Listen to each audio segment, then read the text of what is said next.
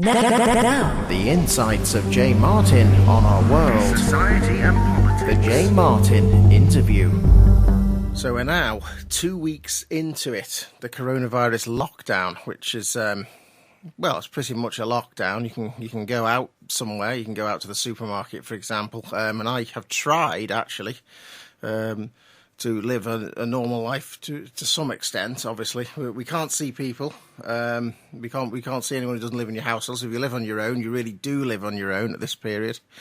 One of the things is even going on a trip to the all-night garage, which is open 24 hours to get just partly out of boredom, or resulted in a police stop at the side of the road, and then I had to. Because I was also getting some crisps and drinks for a mate. Felt like doing it in North Korea because I had to set it down at the side of the road. He ran out and got them, and I had to plan a route where I didn't think I would run into the same policeman again. So that's where we are at the moment because of coronavirus. We are. One of the questions would be that we can probably deal with is could it lead to a rise in authoritarianism in terms of will they keep the regulations going, possibly, or effect of the regulations going before long after all of the lockdown perhaps ceases to be. And then of course we could look at where are we within it now. Yeah, hello everyone. It's James back again. As I say, 2 weeks feels like a very, very long time compared to, more normal days and more normal times. Do I think any of this can lead to sort of more authoritarian? Yes, that's always the risk, isn't it? That's always one of the things that we have to worry about. It's fair enough to have the government obtaining extra powers. It's another question completely as to how quickly they give them back.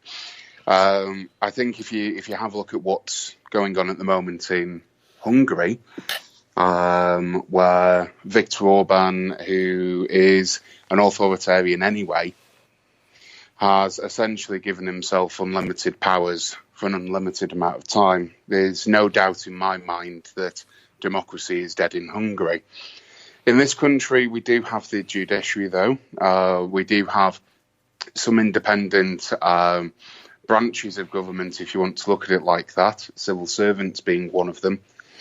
So, it's certainly very uncomfortable when you're hearing stories about people being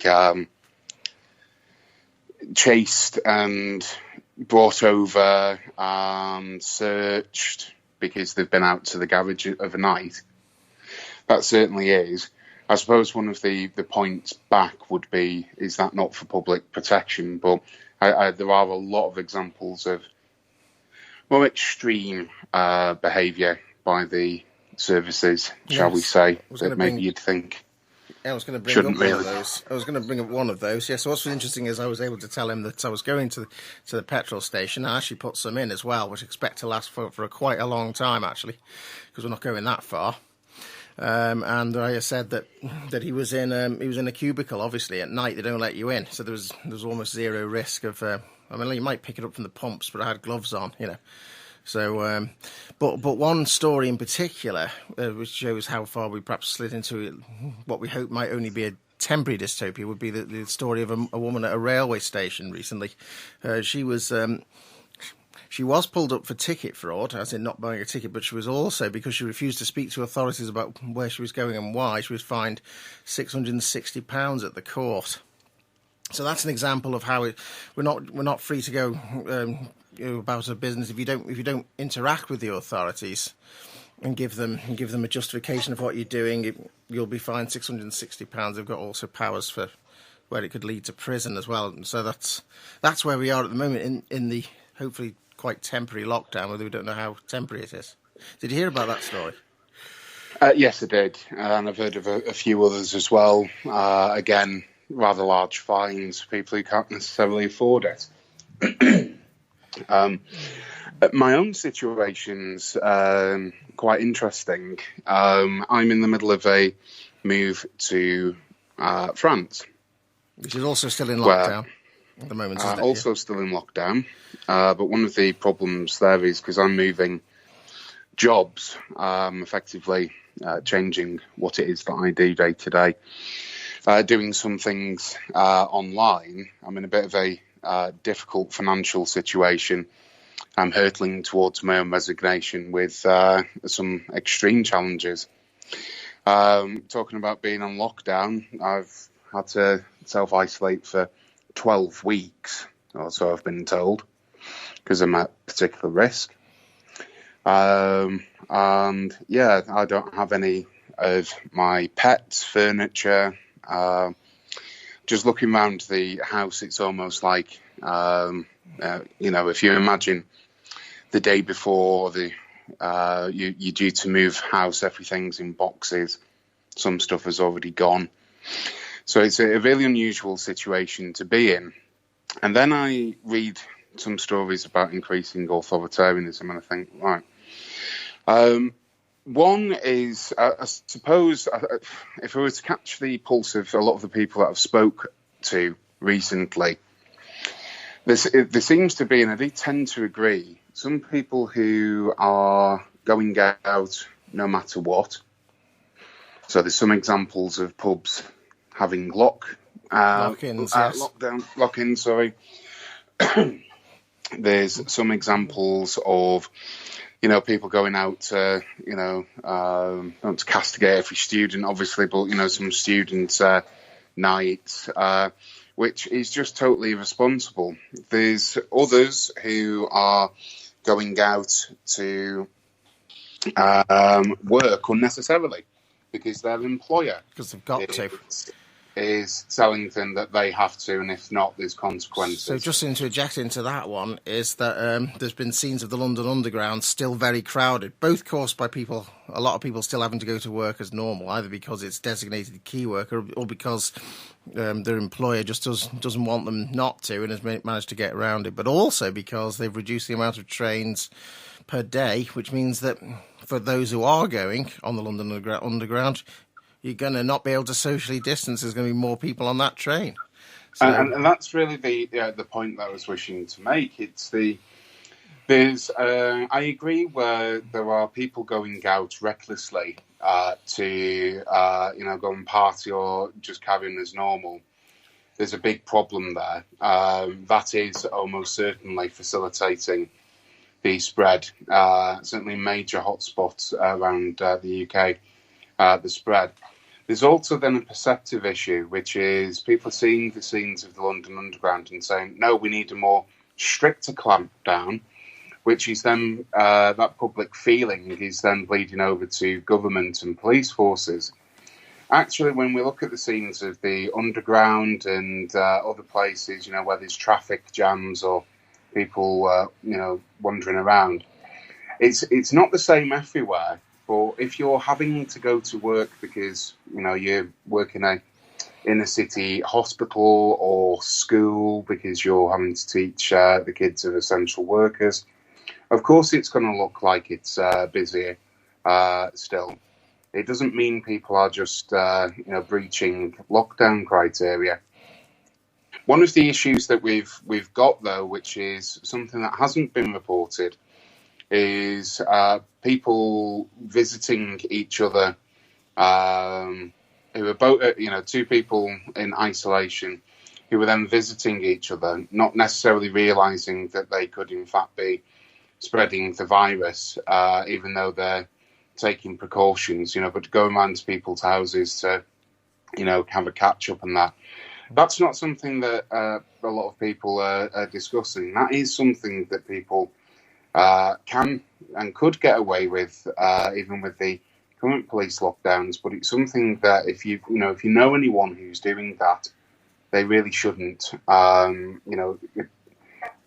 Most people are being asked for a couple of weeks to stay indoors. And I know it's really difficult. Like I said, I've just explained my own circumstances. With everything boxed up. everything boxed up, So you've no got cash, so you no haven't got anything. savings. You just haven't got anything much to use, and I'm not seeing my friends actually, except for on the phone. So far I've been complying with that anyway. But also, if you try to drive, they don't live in the same town. You presumably would have to come up with some sort of reason, which is when I've been shopping for people. So, and you can set it down and speak to them through the window. That's about it. Yeah, well, this is it, and it's just one of those things. I think that the perception of people who might look in a newspaper and see a picture or some footage of someone recording, So, for example, I've seen a number of videos on Twitter. This is the underground this morning, and then a 30-second video is attached. Well, question one is, why are you travelling? If you're an essential worker, then question two, if you're ever supposed to think everyone else is considered an essential worker. Let me just say this. I'm not going to name the companies, but I think anyone listening to this would suggest that making crisps or crisp packets isn't essential. I know it's part of the food chain, but where this particular company has got stocks of about 3 months, I wouldn't suggest they need to be in 100% production. Well, I'd say it probably isn't the most essential food. I must admit, though, crisps are actually the food that I've enjoyed the most during lockdown for some reason. Just when you get something, and of course you can still. Luckily, in my case, I've got some shops quite nearby that you can still get them in, and they're open. They've got the social distancing. They've got the. You see people outside because you can only have 3 in the shop at once. It's like everybody's an ASBO teenager all of a sudden. So, But I'm sure you would agree that making labels for paint isn't essential, or in fact, making paint itself at the moment isn't essential. Well, that's an interesting one, just because they have allowed hardware shops to be part of the essential shops, or the ones that are allowed to open. So I haven't checked the local one here, which is Right Way. They may or may not be but B&Q and so on. So what's interesting is some people are obviously using the downtime to do decorating, so they might need those supplies. So it's where to put this line, isn't it? What's essential and what's what people want. I think, I was being a bit facetious then, but the reason I mention it is because actually we're all essential workers, if you want to look at it like this. The people who, we describe frequently as the top 1, 5, 10%, who, immediately can get tested on the NHS or, can run away to some, isolated mansion somewhere. I think we should realise that they're not essential, and where we draw the line is really there. I suppose if we wanted to take the leaf out of other countries' books, it might be an idea to actually say, right, well, we need to really cut down to the essentials of food, water, heating, and that. Because I'm not sure, making bits of paint is necessarily a top priority. I wonder what the NHS doctor, consultant, whatever, would say to someone who is putting themselves at risk for the manufacture of paint or the making of plastic parts, etc. Probably the only way it could be essential is that sometimes to put a new paint job on something can stop mould and various things that make a house less habitable. In fact, it can sometimes be serious because it leads to walls caving in the end of water gets in. So there are essential DIY jobs you might need to do. You couldn't leave houses standing for an extended period. And of course, we don't know how long the period's going to be yet, do we? Because there's this feeling that it won't be 3 weeks because of the. No, if I'm not a betting person, but I would suggest that we're looking at until at least the end of June or July. To stay as we are now, as in you can't go out and even see friends, and these already fairly difficult circumstances, or the gradual lifting of some things like that, and larger gathering places having to close, like the pubs and restaurants. I mean, that could be 6 months. I mean, I can't see that any restaurant is going to be open this year. There could be when, here's what could happen. We could end up with a confirmed vaccine. That's going to take at least a year or two to get into mass manufacture. You could find that during the winter months that, yes, as diseases begin to circulate, there could be a bounce of people who are wanting to go out. But I would really suggest that any removal of travel restrictions, things like this, isn't really going to come till June, with the hope that warmer weather will begin naturally to reduce viral circulation, etc. So we've got some fairly difficult times to come, like the Easter weekend, for example, and where the weather's going to get quite nice, isn't it, into May? And people at the moment what they want them to do is just go out for somewhere around the local town, or if you happen to live in the countryside, to access that countryside. Might be tough for people who are living in inner city areas or living in very small apartments, such as, we've seen the size of some of the places offered on London. People could be in bed sit lockdown and going absolutely stir crazy. So. Well, this is it. We've already got a mental health crisis in the UK anyway, due to the way that we work. This is most certainly going to be exacerbated to most of the population who, yes, we are social creatures. We're not really designed to, to stay in one place on our own. We're very fortunate that we do have things like the internet so that we can speak to each other at least, or the telephone so we can call people. There is that. Not everyone has that, though. My biggest concern is for, especially elderly relatives, elderly people, or people who are on their own away from their families, that the mental health effects of these decisions are going to be extreme. And it brings on another point, which is, we've essentially got a government that's making it up as they go along. And whilst I know some people would say, well, we've never been here before, well, okay, that might be true. But there are scenario planning exercises that governments do.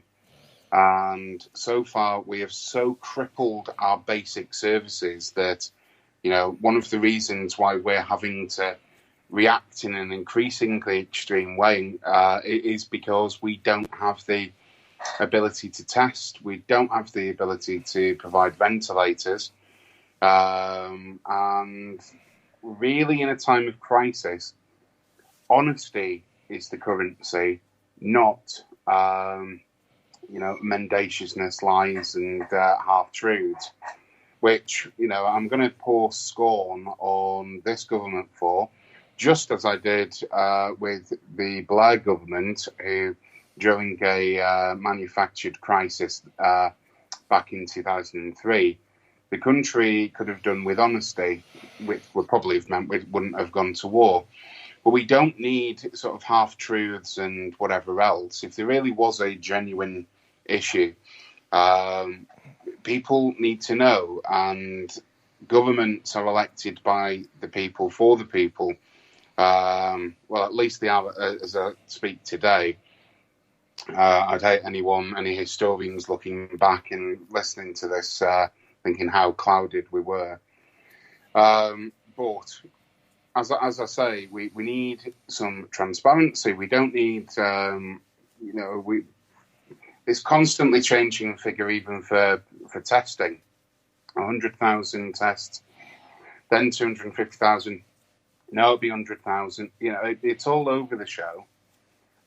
We don't have a media at the minute that's even asking the question of, right, okay, so on Thursday you said we're going to test 8,000. Yes, it'll be 100,000 in the future. The next day, we've only tested 9,000. Yes, it'll be 150,000 in the future. Friday.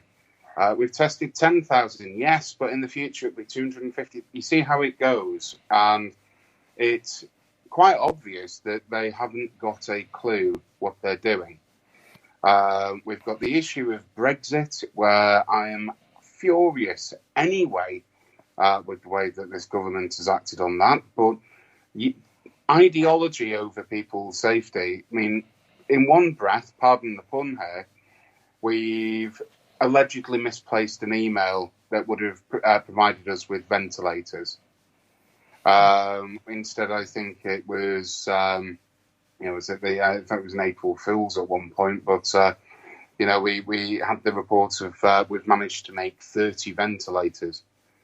And our testing is being sent over to Germany because we don't have the infrastructure to do it. So we misplace an email, but we can use other countries when picks and chooses. We need desperately to put a pause on leaving the customs union. No government should be worrying about Brexit. Yeah, well, it's obviously been pushed back, hasn't it? So I assume then that the 1 January 2021, the full leaving, has that now been delayed along with you say your Coldplay concert and the final of the Premier League? No, it still hasn't. Yeah. We're still ploughing ahead, and in fact, when asked, the government has said, "No, we're carrying on as we planned." Well, I would have thought that would easily be put back, when you're having to deal with something as big as this. Well, that's it. And this is the problem when you've got a government that was elected on a single issue. They don't have the ability to think about anything else. So Michael Gove trying to plough ahead with EU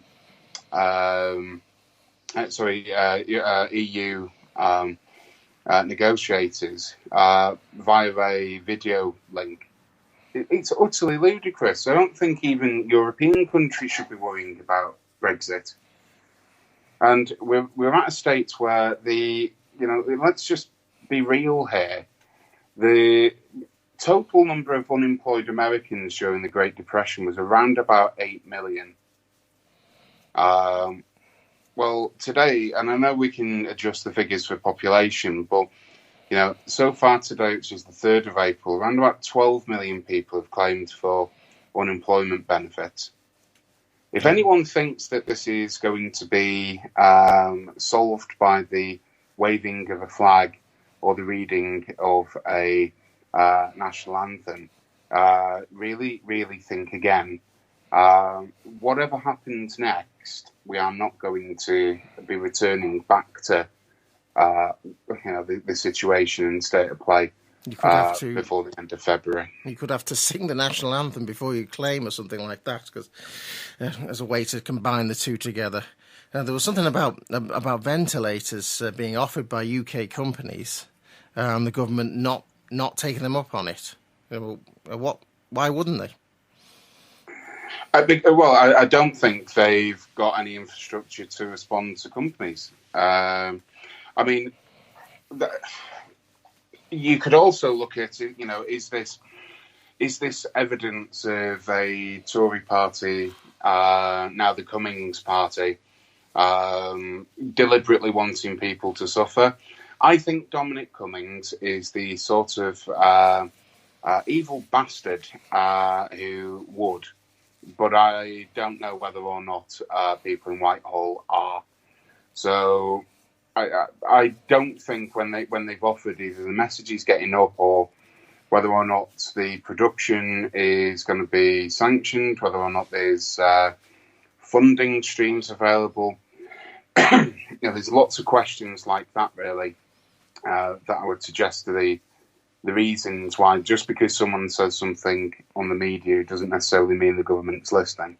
But anyway, at least whilst we're waiting to be tested and also for them to be able to deal with the actual amount who are getting it, hopefully not too many at once to overwhelm the NHS, and therefore the need for ventilators. With the restrictions, we at the moment it's kind of like, as I said before, just going for a walk quite local to where you are. But some people have been, there isn't actually, the law doesn't say you can't drive somewhere, which could be reasonably local. It could be 5 miles away, but it could be 50 miles away. And just go for a walk, say, in North Wales or perhaps one of the country parks in the Wirral, say, in this area, or Delamere Forest or something.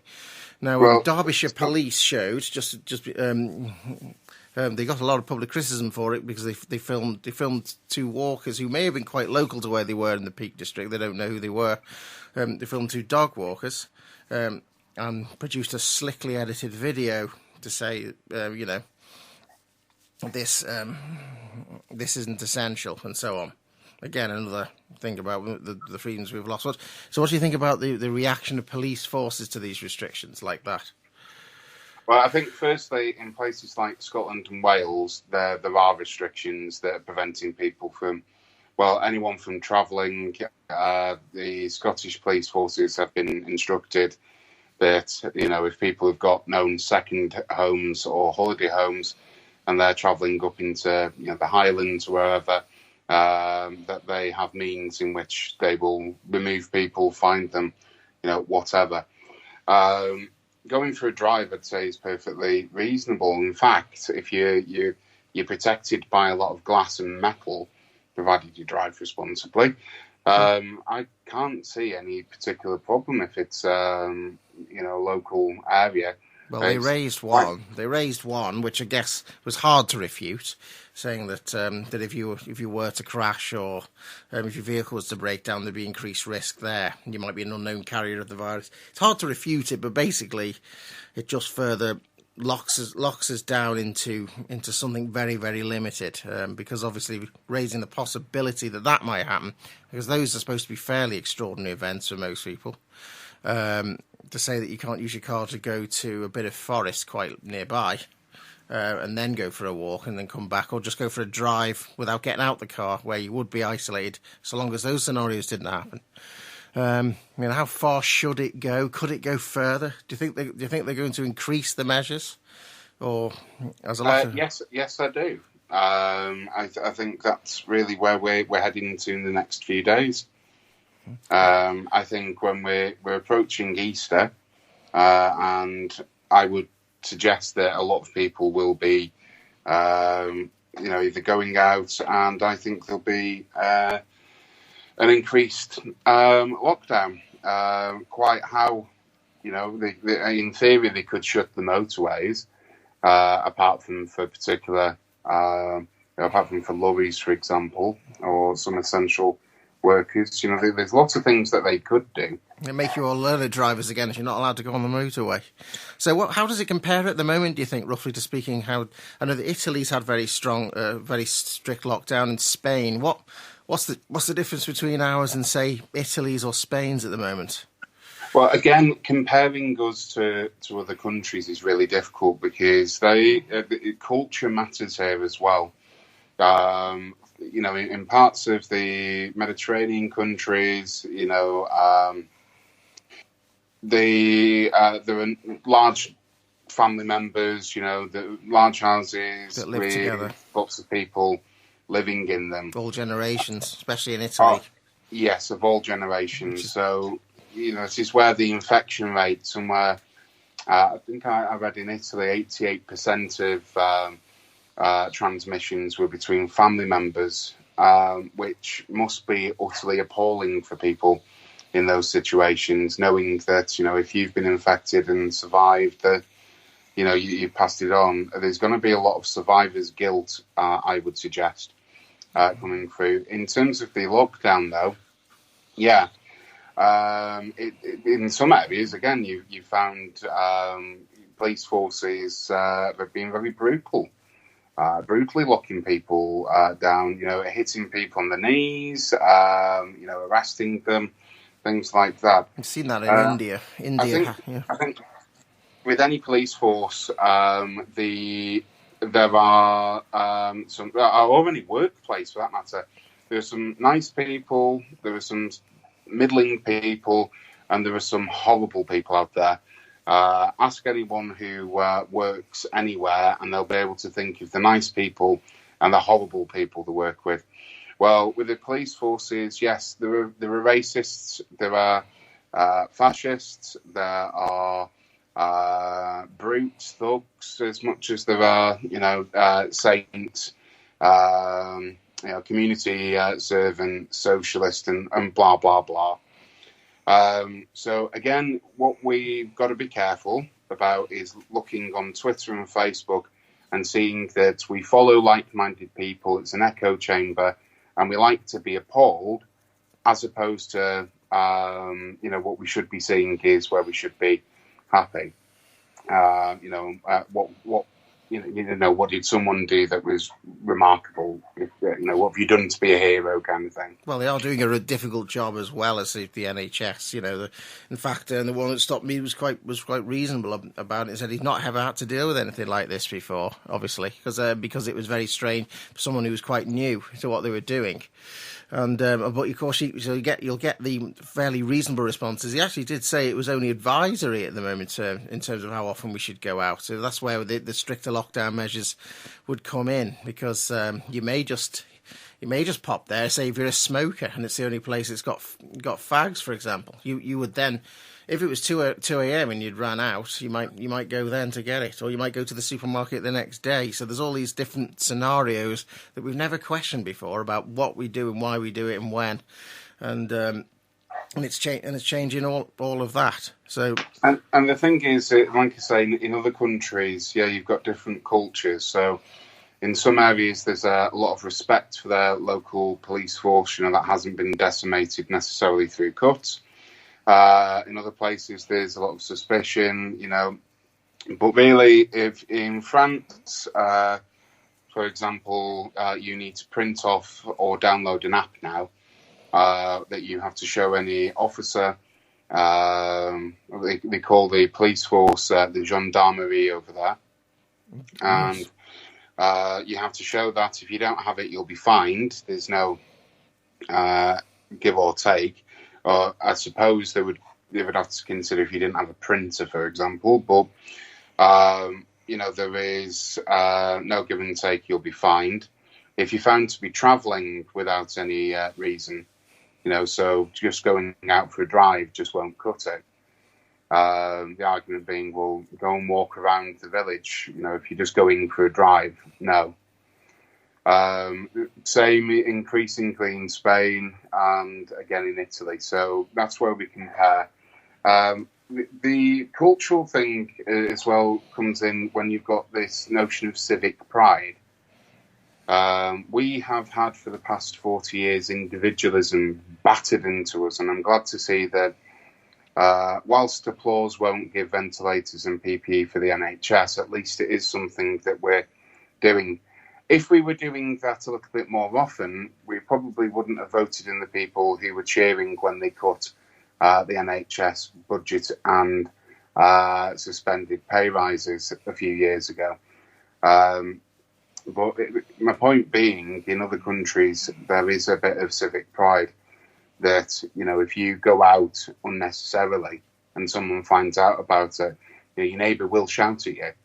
What are you doing? You're putting us all at risk. So there is a sort of, okay, well, we can do this, and we'll have to muddle through spirit.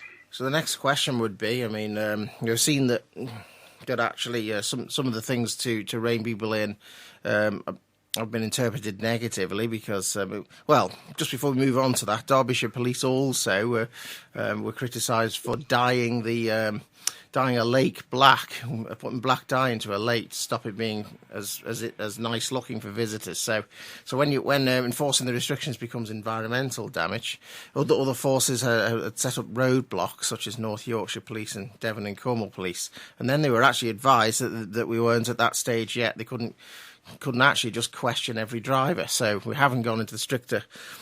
Some forces interpreted it stricter than others. Now what I want to ask about. So, you could make a point about that first if you want, but it's going to be related to how long do you think people will be able to put up with it for, and how long will the resolve last for lockdown? The longer it goes on, I think collectively, I don't know anyone who hasn't had problems with sleeping. Whether that's drastic changes in sleeping patterns, whether that's shorter, longer, that's one of the effects of it. Essentially, being imprisoned, if you will. Whilst there is freedom, there is a lot of social unease about whether or not you'll be arrested. I mean, to speak from my own side, I can't afford a fine. That would push me over the edge. So there's a bit of I'm not sure whether I should be going out.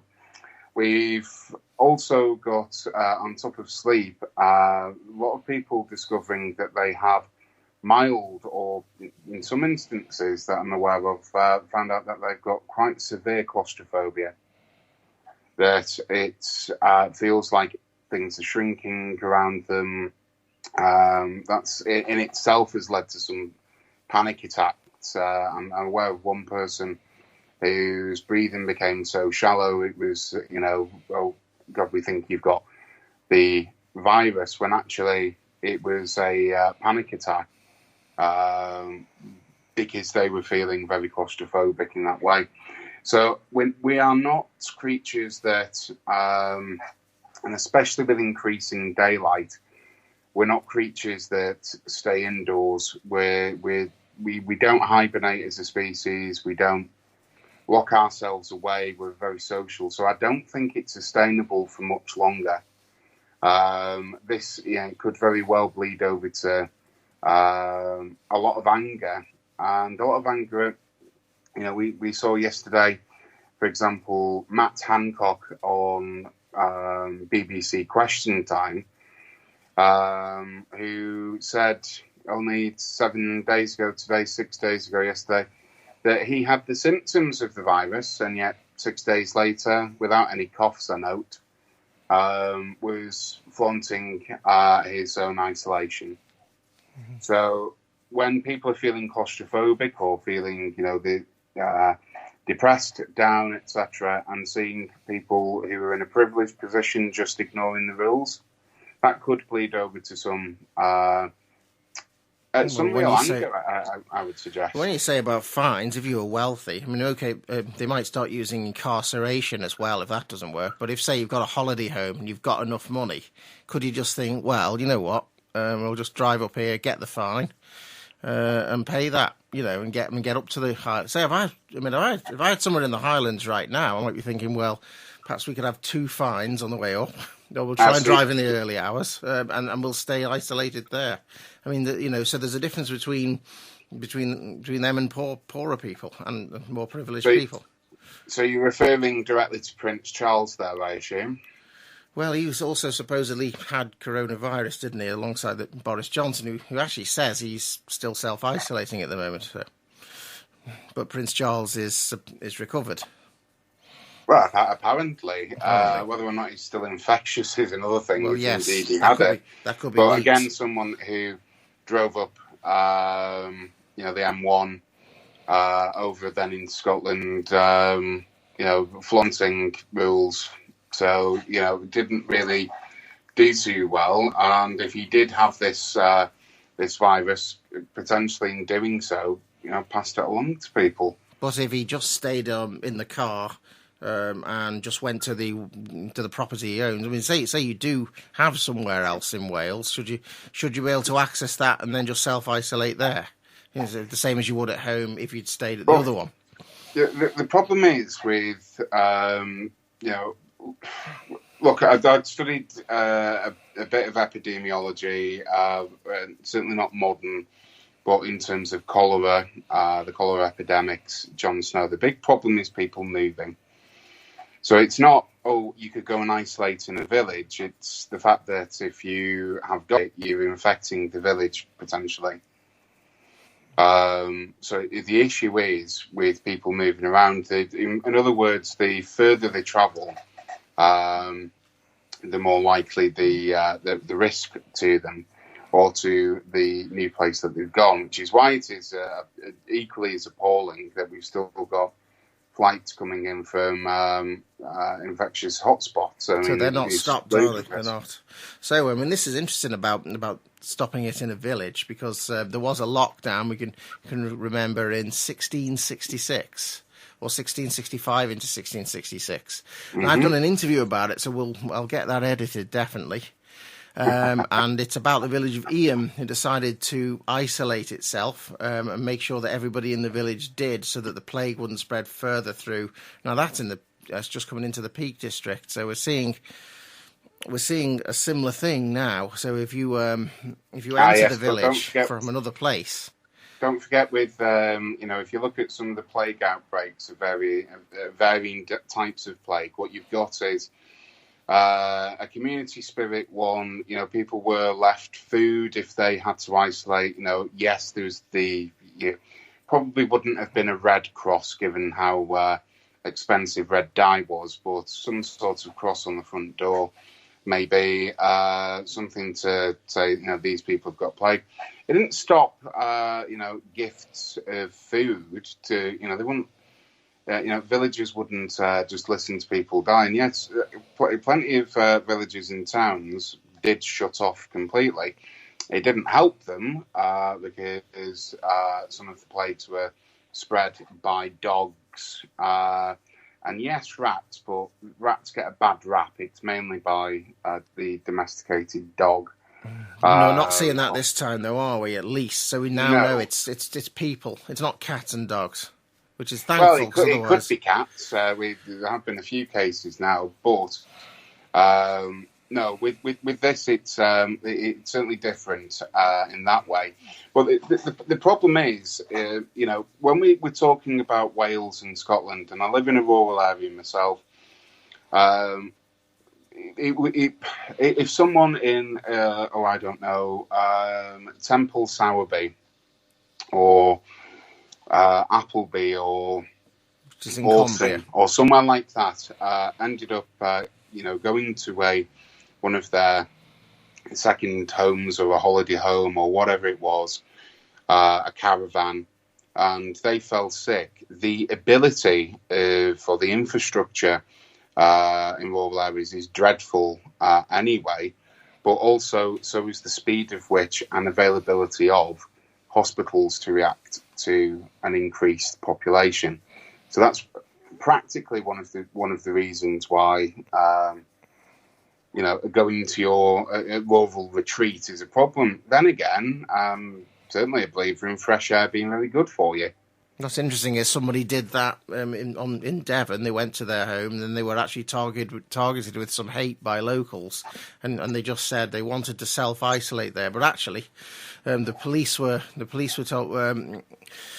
on their side to say that they shouldn't have been treated in that way. So they came from London to a place they owned in Devon. No, I mean we absolutely shouldn't be returning to vigilantism or anything like that. It's certainly ill-advised to travel, but there we are. The issue that we've got is the fine line between where we are, which is on the brink of authoritarianism, potentially, or actually what could be a very sensible set of precautions. The only thing I do know is if I'm being made to be frightened, it's for someone else's benefit.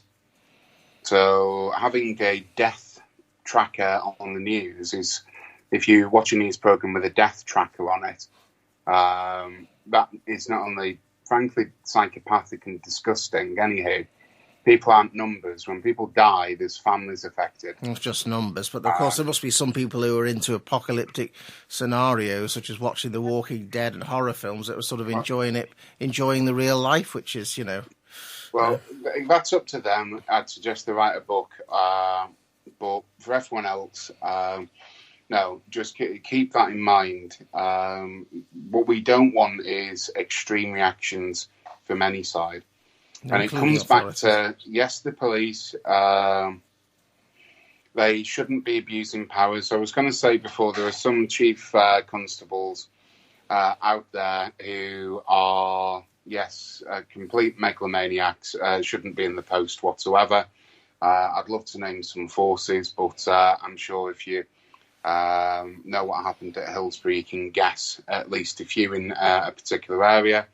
Derbyshire, yes, I can't say I've had any experience with their police services, but from what I can gather, again run by, frankly, a nutter.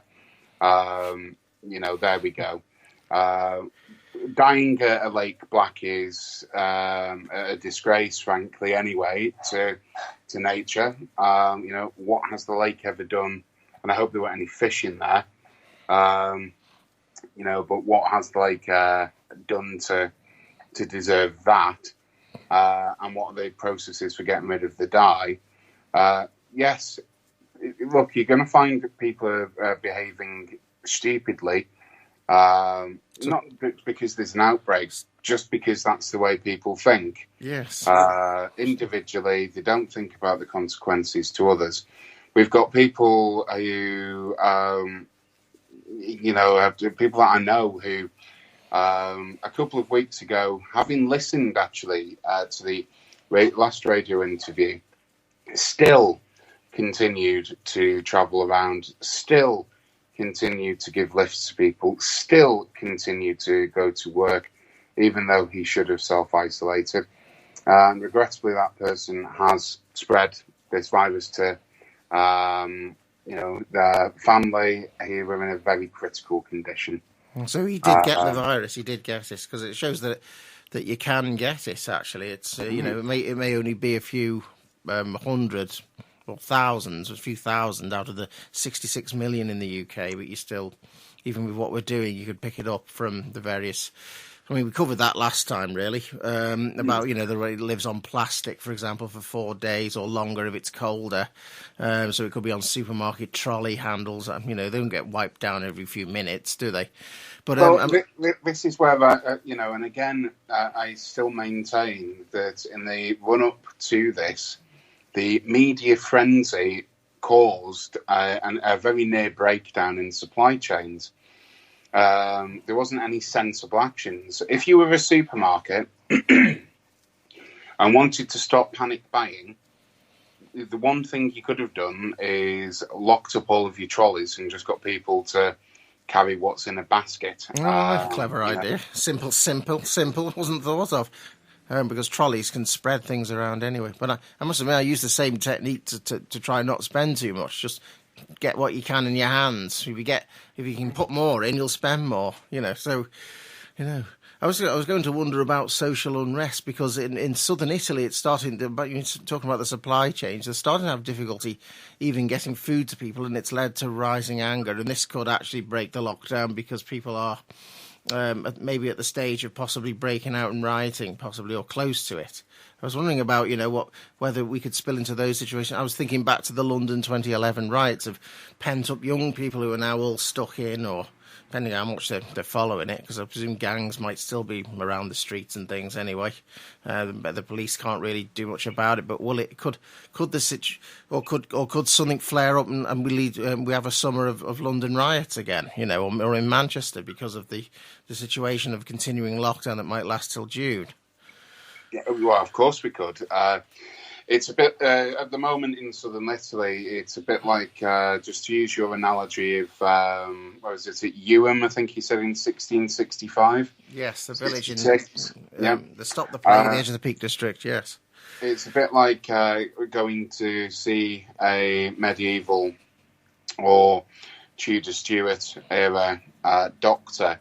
Quite often the cure was worse than the malady. Mm-hmm. And this is where...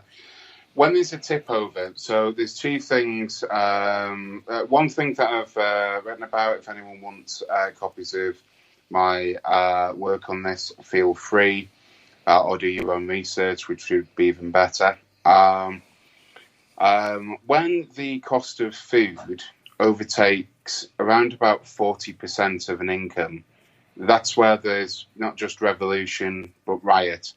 And if you look at the revolutions of 1848, and in fact any revolution, the tipping point has been around food. For example, let them eat cake, army marches on the stomach. You can understand the sort of notions there. And by the way, Marie Antoinette never said let them eat cake. It was more she could afford to eat it. Oh, yes. Idea.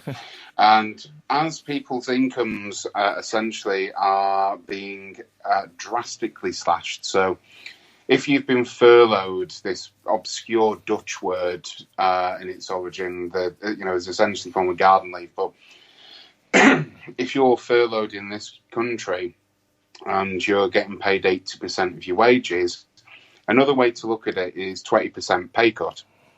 And that means that the cost of items in terms of their meaning for you certainly goes up. Now, that could be offset against the fact that you don't need to travel. There's other arguments there. I get that. But where you have a situation where, well, if there aren't any products, then money becomes money comes a little bit pointless. And when it comes to, well, I've got all this money and I can't spend it, or I've lost my job, there's no support, I can't afford to eat, that's where you're going to find unrest and potentially revolt. Now, I'm watching cautiously with what's going on in Italy anyway. We mustn't forget that there are rising fascist parties across Europe, and we also mustn't forget that they are agitating at the moment. Instead of looking after each other, which they're singularly incapable of, they're looking to blame and looking to stoke fire so that when the crisis abates, who stabbed you in the back, and I'm using the terms deliberately there. So, yes, it could come to the UK if the supply chains, which will be affected. There isn't effectively a country that we know of that's not had some case. I mean, Malawi was saying, oh, well, we've not been infected.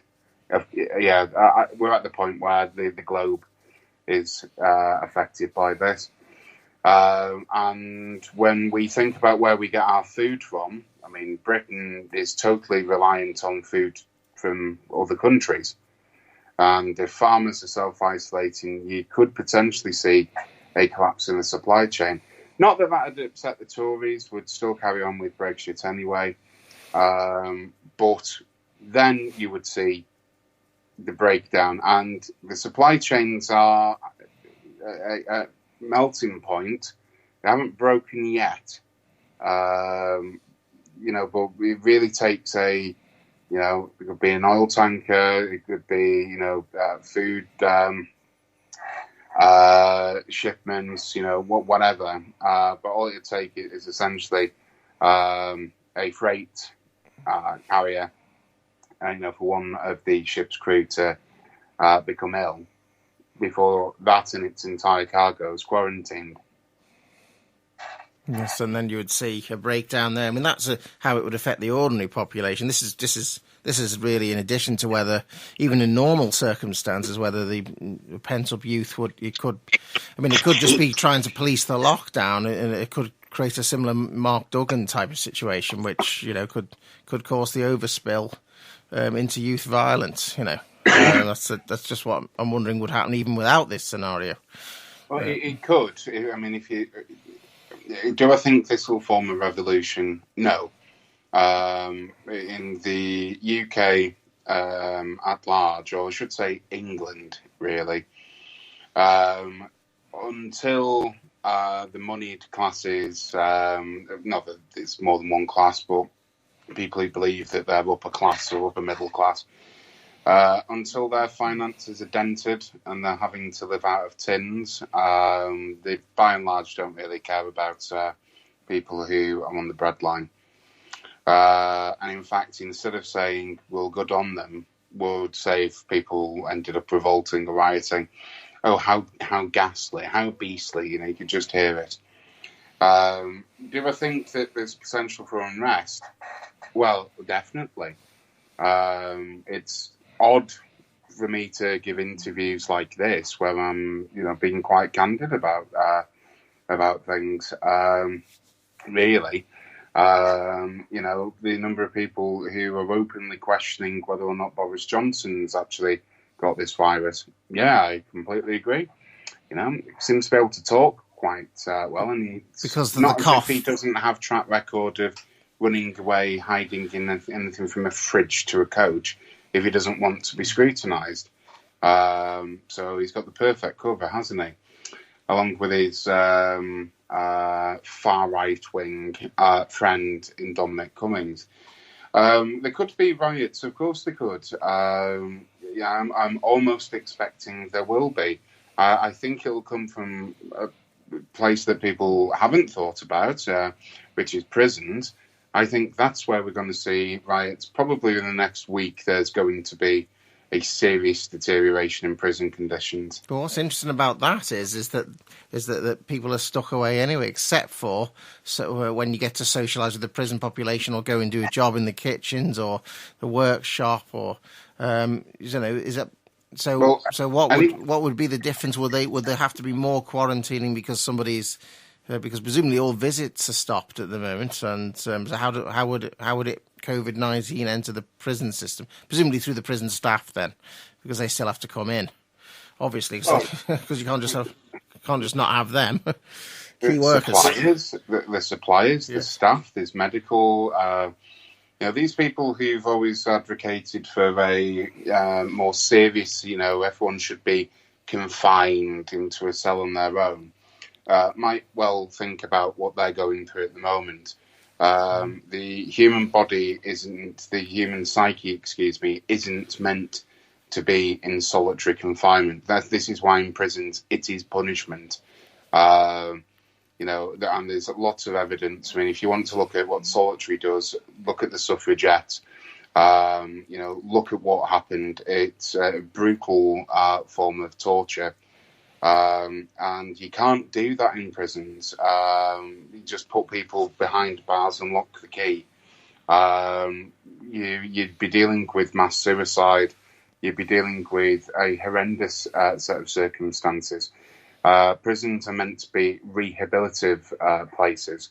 And given what some people are in prison for, which in the next 50 years people will look back and think, what a disgrace, drug dealing, things like that. Yes, there are lots of arguments, but we'll look back in 50 years if we're still around and think that, selling cannabis or whatever else was not a legitimate thing to be thrown away for. Just as in the US, a lot of states have now decriminalised marijuana, just as in Portugal where they've decriminalised drugs. Yes. So dealing with it medically instead. Yeah, there are a lot of people in prison that, are in there for minor offences who don't deserve what's potentially coming. So what's going to tip it into a riot, particularly in this situation? Then is it going to be the lack of staff because people can't get in, or is it going to be more confinement because of the situation? You've got staff who will have to isolate, and this is one of the things that's causing problems down the supply chains. People are having to isolate, or worse, deal with the symptoms of this. The issue would be is if what's happening in some prisons at the minute is if you're infected, you're being moved into a cell with someone else that's infected to essentially contain. In effect, if you're put behind bars and you're being passed dishes, of whatever, you're behind bars and you're reliant on food, water, or whatever, and there's some interaction, you might think that you've not been put behind bars to consider your mistakes, but actually you've been given a death sentence. And in that circumstance, there would be, you go back to Strange Ways, in 1990, I think it was, but you look at prison riots and all of this, sometimes triggered by a suicide or a death, because there is an idea, for example, at Strange Ways, where the conditions were so awful that I think someone had committed suicide and that was the trigger. And then there was a mass riot that actually caused inspections, investigations into conditions and various rights for prison governors. I'm not advocating, letting everyone out, by the way. I'm just saying I think that's where there would be riots, firstly. Well, it'll be interesting to see if that sentence, because of further confinement and it being a death sentence, just because they recorded and just briefly stopped, very slow PC. this one. I can tell you with all that was running on, and there's nothing we could do to upgrade it anyway at the moment. So this operation all runs on a shoestring. So with that in mind, we could just end on this one, which is how far. So you're predicting it'll last until maybe early June before. So how do you think the restrictions might fall away slightly when they do? Well, let me just be really clear. No, I think that this virus is going to be with us for the next 2 years.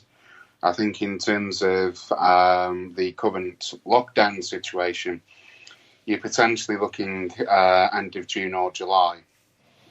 Where I think there'll be some,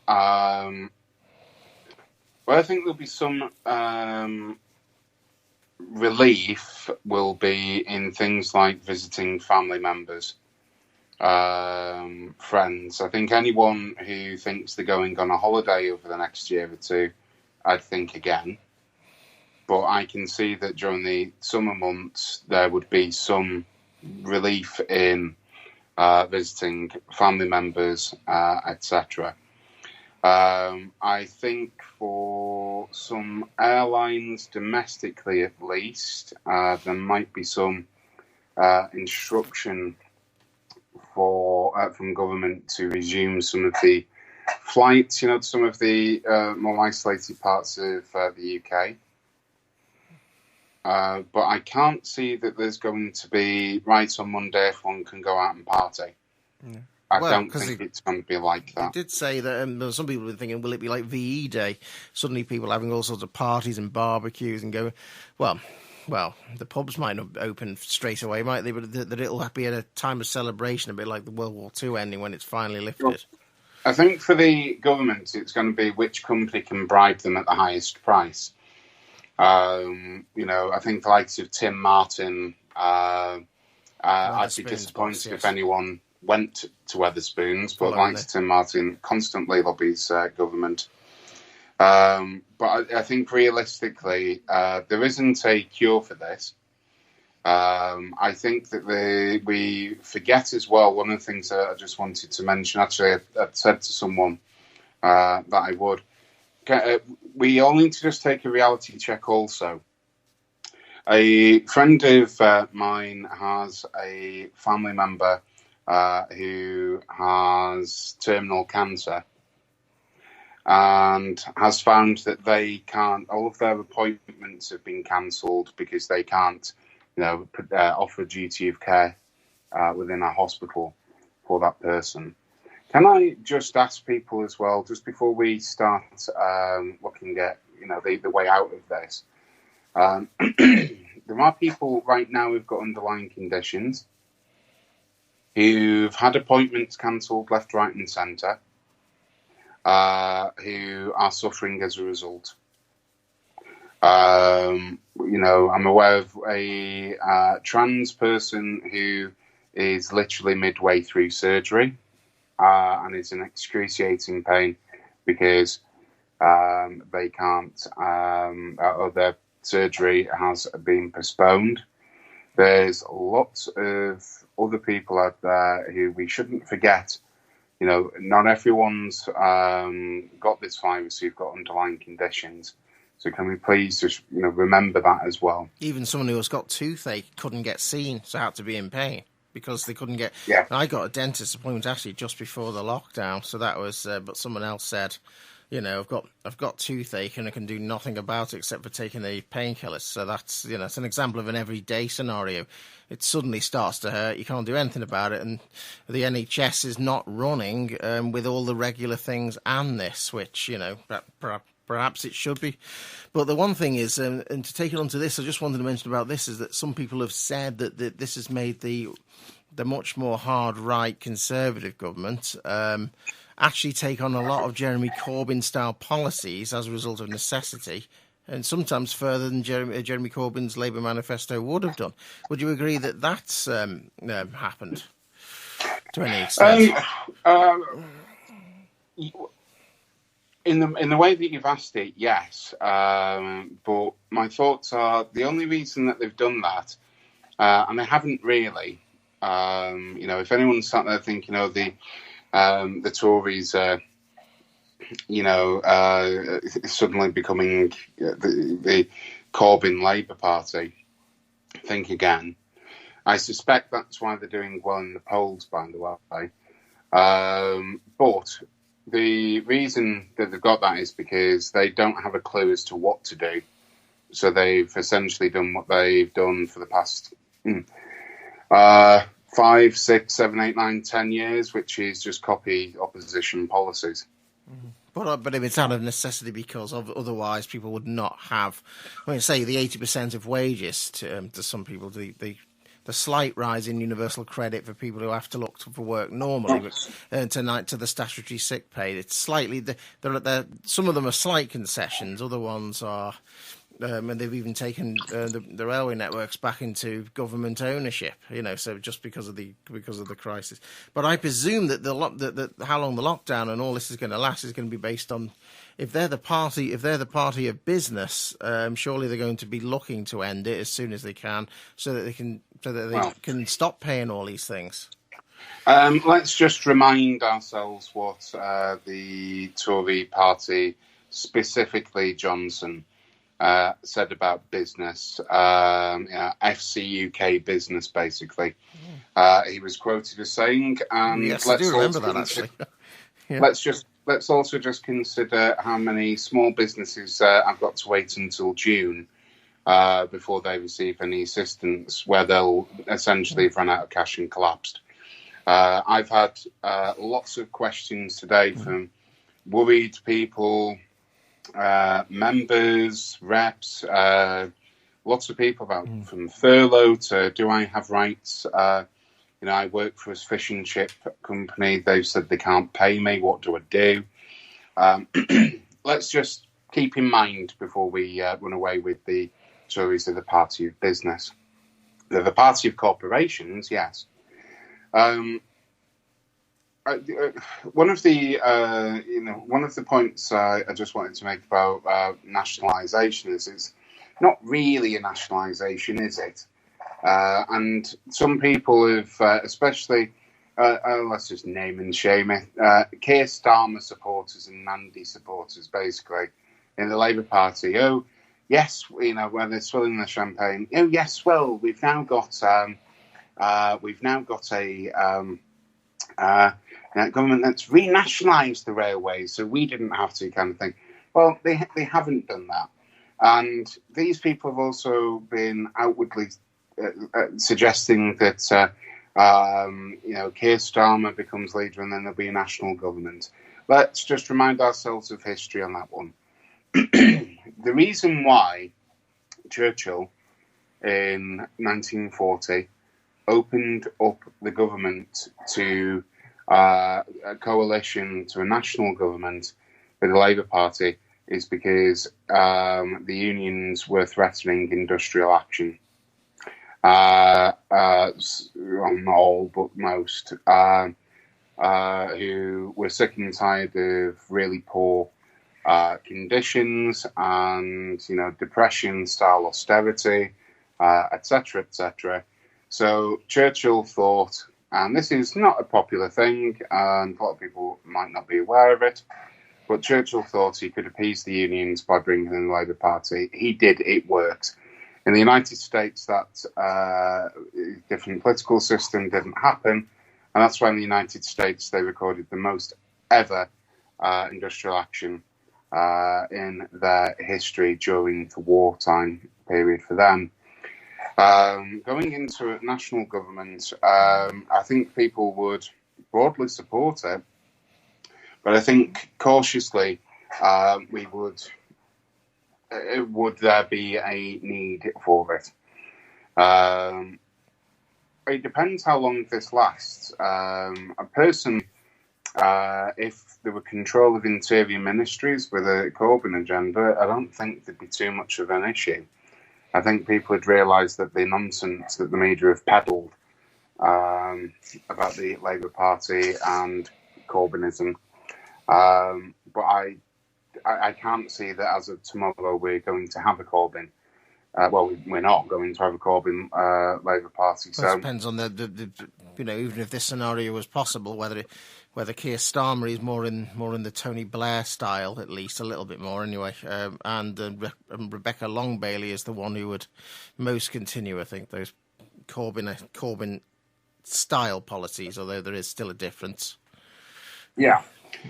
Like you say, I think that the length of this is. I mean, we're nowhere near the peak of this at the moment. I mean, I think the figures I saw a few hours ago was something like 680 deaths today, something like that. Well up from yesterday's, I think, 590. So we're seeing we're going to be seeing 1,000 people a day dying. And that's not something that, I really think anyone should be just looking at as just a number. We've got in the west coast of Cumbria, sports centre being taken over by the army, and a morgue being built on a science park. There's a huge one in London, isn't there? There's just absolutely huge in some sort of conference centre or something, whatever it was. But it went towards a kilometre or something silly. The problem in London is they keep having these rather large landmarks that effectively have become gravestones, from Grenfell now to the Excel Centre. This is the reality is. I've got to come back to it. We'd have fared this particular storm better 10 years ago, when we had 130,000 extra beds. There was extra staff. There were ventilators. There were things like this that we had. And if anyone is looking at this with oh yes, but we're muddling through. Well, a bit like in World War II, where there is a comparison to today. In World War II, by the outbreak of World War II, the then Tory governments of Stanley Baldwin, and Neville Chamberlain, and this was commented on later by Attlee, had cut the country back to a point where we had basically next to no armed services. We'd only began notionally remilitarising in 1936. I know there was an anti-war movement and all of that, and Labour Party policy was getting rid of the armed forces. But after a period of cuts and absolute austerity, it was a miracle this country managed to get through it at all. If it wasn't for the people. We are back in that. The reason that we're suffering today is because we've been sold a pup. I wonder whether or not the Tories will continue to blame the Labour Party for the last economic crash, or whether this will be on their watch. Well, I mean, it is they are the government at the moment, and if it doesn't go into a national government scenario of coalition again, then they will be the ones leading it. So. Well, like I say, practically, I think the reversals in restrictions will just be with family members, visiting family members. If you can't see any holidaymakers whatsoever, I don't think there'll be any allowance for people to visit. If so, it'd be the height of summer.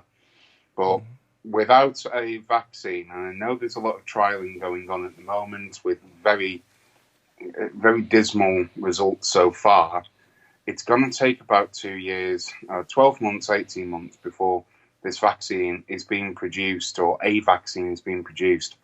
So I would just say to people, get used to it, because by autumn, winter time again this year, we're going to find another shutdown. And you think it's going to go back into this again? So for another, maybe a month or whatever, back in the winter. Yes, absolutely. We are going to, and this isn't scaremongering or anything like that. It's just a reality. This is going to make the Great Depression look like child's play. And as such, when I say there can't be any going back, I just don't think there will be. We're going to have to do something about countries' debt. We're going to have to do something about this economic system that allows Amazon to shy away from billions of taxes globally, trillions probably, but the taxes globally, and yet somehow we're struggling to make ventilators, and we can't. This imbalance cannot be allowed to continue. I mean, we had the threat of the pandemic back in 2009. You were saying we would have been better in the noughties to cope with it. The bird flu. I mean, how?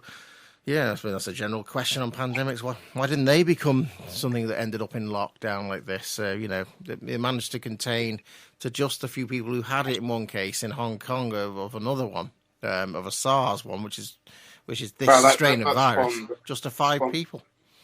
That spawned the film Contagion, didn't it? Yeah, in a nutshell, the reason is because as social media's increased in popularity, people are getting their news from tweets and Facebook now. We all listen to the so-called, laughably called leader of the free world by Twitter today, as opposed to the print newspaper. The print media has, since 2001, but really since 2011, been doing anything it can to get people to buy papers. So printing more and more extreme stories, whether from blaming immigrants to Grenfell to, the picture of the dead baby on the beach in someone's hands. All of that has desensitized us and all of this. And this has started, the way that the media started with this was along that line. I've never known the world's press to be reporting on a brand new disease, a novo virus, a new virus from patient one. It's almost as if they were sat around waiting for it. Now, I think the problem here is that actually it wasn't patient one. It'd probably been around beforehand in other places. Because the Chinese government also, when they found out about the scale of it, they seemed to... they threatened the doctor that was going to be a whistleblower about it, and so maybe if the world at large could have known more about the extent of it earlier. Well, he was patient one, wasn't he? And of course, if he was still around, fit and healthy doctor, if he was still around, I'd probably ask him about that. But I think this has either been around beforehand or it's been released or whatever it is. But the world's press couldn't believe their luck when they had something to run with. And every day, I mean, we from Sky News to Fox, really from day one, death trackers have been everywhere. So, yeah, it's been totally... it's totally instructed government reactions around the world, our own actions. And as for the Chinese government, if we want to look at how institutionally weak our press globally have become and how strong they have been at making us more and more extreme to sell papers, look, they've done this before. Just look at what happened in the late 20s, early 30s. What they've done is they've said, oh, well, we printed stories about the Chinese government, A, lack of freedom if you're a Tibetan, B, if you're, a Uyghur, if you're a Chinese Muslim, or, Falun Gong, they don't like that, do they?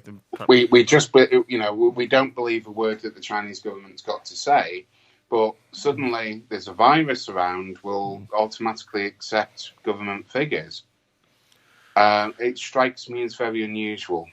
It's certainly not robust reporting. Mainly because it was most likely downplayed exactly what those figures were at first, and they had what was quite a successful lockdown in the end, most likely after 2 months. But it's the time before that where the extent of it was a bit like Chernobyl. Sorry to interject. It's a really important point. Okay. The reality is and I think even in the last interview, I was looking at South Korea, where there is an established democracy there. There is lots of testing. In China, I can't tell you what the figures are because I don't believe a word of what the government has to say. Well, fair enough, yeah. Yes. So let's have a look at South Korea as a comparator and Japan as a comparator, not China, where we just seem to be automatically accepting what's coming out. I mean, that's the only information they can get is what the Chinese Communist Party government, which is, it's virtually a dictatorship there. You can, for the information about what has happened there in Wuhan and how they've dealt with it and the number of cases they've got, we can only go by what they've said. And if we can't go by what they've said, then we can't go by it. So, but they say I would also say about the same about the British government as well. We don't have sufficient testing for any figure to be reliable. But we don't know who could be the silent carriers right now. And obviously these figures that I was about to say about the amount of people who have died from it on the daily news, this is going to relate to still presumably before the lockdown started because of the incubation period. And I presume only after maybe 1 or 2 weeks from now, which is somewhere into the middle of April, we're going to start seeing the effect of the lockdown on those rates of people who have died from it or recovered from it. Potentially. I mean, the worst case scenario is we don't have sufficient ventilators. There are people who, like I say, have underlying conditions who maybe can't get to hospital, who've passed. We just don't. The thing is with this is it comes back to what I said at the start of the interview. We just don't know. There isn't any upfront. If the government came out and said at the podium, Britain, we don't know how many people have got this. Our testing has been adequate, but we're trying to increase it. In a time of national panic, I think that would be respected, and I'd certainly respect that. What do you think they should have done to respond quicker? I mean, we know we had the herd immunity was tried for at first, which allowed it to spread. And I know that they were hoping for the people who would be able to survive from it to be able to survive and develop antibodies. Obviously, that would adversely affect anyone who's got underlying conditions. It seems to affect the elderly more. We don't know. That's the theory. We've never seen this virus before. We don't know if people are getting reinfected. There's been some examples, in which case herd immunity is pointless. Well, then it's from what I understand from people much more learned than me, the virus is relatively stable. In other words, that's medical jargon for it's not rapidly evolving. There is still there are a lot more than one strain. Of course, we spoke last time about 2. We're maybe up to 5 or 8 now, but the virus isn't mutating rapidly. Herd immunity, would potentially have increased that, and also it's not herd immunity. It's a form of eugenics. It's an admission that some people will die. Yes, well, not at first. I mean, that did seem to be the policy at first before it just got bad enough for them to say it's going to be a lockdown, the same as what was going on already in France, Italy and Spain. What about the US? How locked down are they? Do you know? Yes, I do actually. I've just as we've been talking, had a message from a very close, very dear friend in the US. California, the sensible state, as I call it, even though it's got very eccentric people living in it. They are locked down. It won't surprise you. It's the southern states that are still attending churches en masse, pardon the pun, still driving around, presumably some people think that they can just shoot the virus. They think genuinely believe it's a democratic bit of fake news. So to be silly, so we're in Alabama, you can go on more than you normally do. You can at the moment. You wouldn't really notice much difference in your life compared to what we're noticing now. But in New York State, have they got a lockdown there? Well, by your accent, if you were a Yorkshireman in Alabama, no, you wouldn't. Yes, whereas in New York State, again, you've got more serious lockdown. This is very successfully, I think. Trump has turned this into a party political issue. Viruses don't, though. And I think that will ultimately be his undoing. And then Sweden has decided not to go for a full lockdown. They're holding out. I don't know if that's changed by the time I've been talking to you. And in Holland, it is. They're trying to say, or in the Netherlands, it can only be two of you together, but you can get takeaways from a coffee shop. You can't go in. So they're experiencing less lockdown than we are. So some places are holding out. Again, a friend who lives in the Netherlands had been in touch with me. It was Wednesday, checking up on how I am, and they've essentially got a similar lockdown to us. You asked what we could have done differently. Very easy. We should have said to everyone, you will get a universal. If you earn less than the Prime Minister's salary, you will receive a universal basic income of around £2,000. You could have been more exotic with it if you were worried about inflation. You could have said, right, we're going to have, we're going to give everyone money that expires in 12 months, so you don't need to go out and spend it straight away. If you wanted to control inflation in this way, you could say, right, we'll give everyone £2,000 per month, but that money will expire in 12 months. You could come up to an arrangement, a sort of. You can't hoard it. It's got to go back into the economy. That's what the idea would be there. So they couldn't. Yeah. You couldn't say, oh, you know what? I don't need much. I'll save it for when I can finally go back on holiday again somewhere. You wouldn't be able to do that one.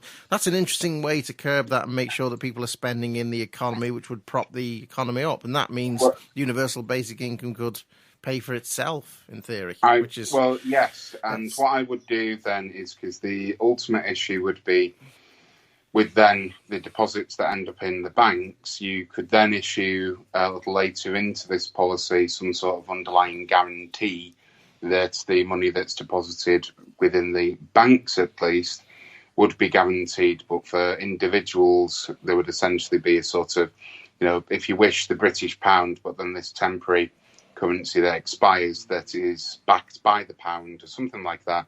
But you could give some guarantees to banks that they wouldn't lose out. So it'd be costly. But in terms of offering guarantees to people where you wouldn't necessarily have that huge hit in inflation, which you would have if you give, thousands and thousands of real money per month to people, or hundreds even, where they would just go out and spend or repay debt or do whatever. Where you just swamp an economy with lots of cash all at once. But, you can even say, right, everyone's receiving, this money at expire in a month. Give people total freedom to do what they wish. If they want to repay debt with it, that's fine. Again, there'd be some guarantees then for banks who then, would essentially find that accounts are suddenly depleted after a month or a year. You could give some sort of bond issuance there. There are lots of ways around it. That would be one thing that I would explore, and there needs to be a bit of study on that, but that's what I would have done. What's interesting, though, is that you could only spend on certain things during lockdown, such as, it wouldn't just be essential items, but you wouldn't be able to go and do so many things you would with more money. So, you'd probably be able to order things off Amazon and eBay still if the post service hadn't collapsed, but you'd be stuck to whatever. I wouldn't recommend anyone buy anything from Amazon. I mean, the second thing that I would have done is some of the more practical things. I'd have drafted in the army, not the Air Force for obvious reasons, but I'd have drafted in the army straight away to the supermarkets. I'd have established a national delivery system so that the capacity of goods for delivery could be maintained. I'd have drafted in every, from DPD, I'd have given the living wage to each delivery driver, and again, drafted them into a national sort of delivery service and for the NHS. I most certainly wouldn't have pretended that I hadn't received an email. I'd have looked for ventilators all over the show. Would have got data recovery experts in to recover it. That would have been, because government can afford to do that. So if they really have lost it, get the forensics into looking for the lost data to find the email. Well, quite. But we know that didn't happen. We knew that they actually had 4 meetings about it. So that's what I would have done. Thirdly, would have been, I think, something that, and all of these, if anyone is wondering why I've not mentioned the NHS, it's because there are things you can do with the NHS specifically, but really what we needed to have done is prevented social risks. So, like I say, from delivery, a form of universal basic income, if not just that.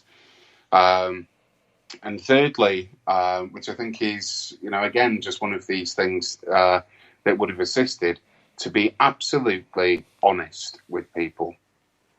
The food supplies are fine, but we don't know. We haven't got a method of testing. This is hit us all at once. So here's what you need to do.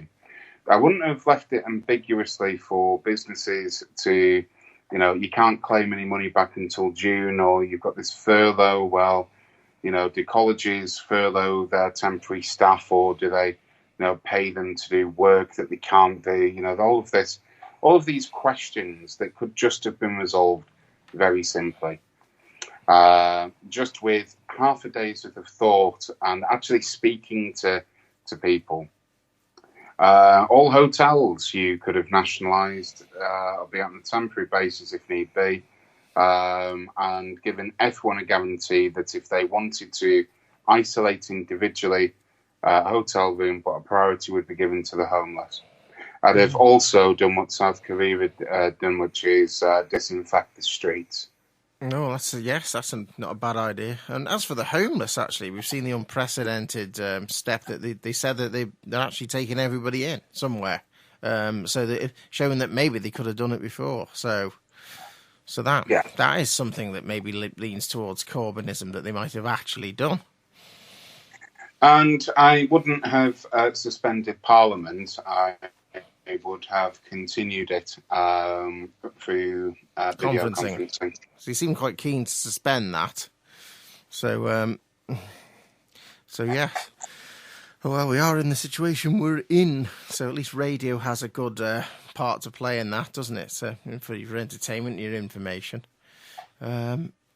I'd like to thank you, Jay Martin, for taking the time and being able to speak from rural Cumbria. That was the insights of Jay Martin on our world. Society and politics. The Jay Martin interview.